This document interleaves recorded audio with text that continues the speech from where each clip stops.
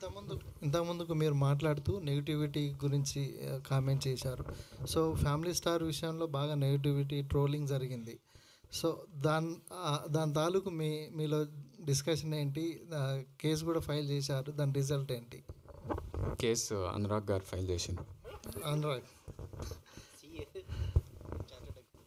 అంటే అది నెగిటివిటీ గురించి కాదండి, కొంత అంటే టార్గెటెడ్గా ఎవరన్నా చేస్తున్నారంటే అంటే బేసిక్లీ ఇది అంటే కొంచెం కొన్ని ఏరియాస్లో ఏమైందంటే మేము గమనించింది ఇది టార్గెటెడ్గా. అంటే ఇప్పుడు ఎవరన్నా ఒకరు సొంతంగా వాళ్ళ మనసులో అన్నది బయటికి చెప్పడం అనేది దాంట్లో తప్పులేదు, కానీ ఒక గ్రూప్గా చాలామంది ఓ ట్రెండ్లు నడిపేయడం కానీ ఆ సినిమాని అటాక్ చేసి, ఇక ఫర్ ఎగ్జాంపుల్ సినిమా రిలీజ్ అవ్వకముందే ఒక 48 hours ముందు నుంచే యూట్యూబ్లో థంబ్నెయిల్స్ తోటి వేరే సినిమాలు నెగిటివ్ రివ్యూస్ ఇట్లా వేరే ఇప్పుడున్న సినిమాకి అటాచ్ చేసి పాత సినిమాలు పెట్టేసి, అంటే జనాల్ని కన్ఫ్యూజ్ చేసి ఒక ట్రేడ్ని కానీ బిజినెస్ని కానీ ప్రొడ్యూసర్స్ని కానీ భయపెట్టియాలని ఒక పర్టికులర్ గ్రూప్ చేస్తుండ్రు. అది ఏంటి అసలు ఎందుకు అనేది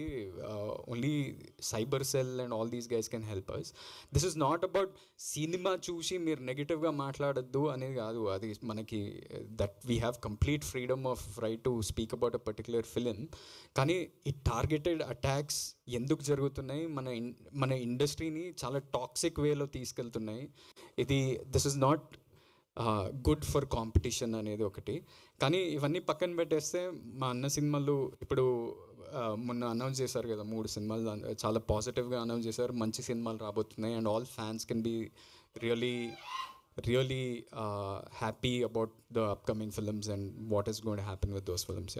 ఈ టార్గెట్ చేసే వాళ్ళు ఇండస్ట్రీ వాళ్ళ బయట నుంచి జరుగుతుందా? ఇది మనకు తెలిస్తే అంటే మీ అబ్జర్వేషన్ పోలీసు వాళ్ళ దగ్గరికి ఎందుకు వెళ్తాం, మనకు తెలిసే అవన్నీ. యా, థ్యాంక్ యూ అండి, thank you so much. Thank you Uday గారు, థ్యాంక్ యూ వంశీ గారు, థ్యాంక్ యూ అనురాగ్ గారు అండ్ నయన్ గారికి, ఆనంద్ గారికి, ఇమాన్యుయల్ గారికి అండ్ యావర్ గారికి thank you. See you on May 31st. Thank you so much.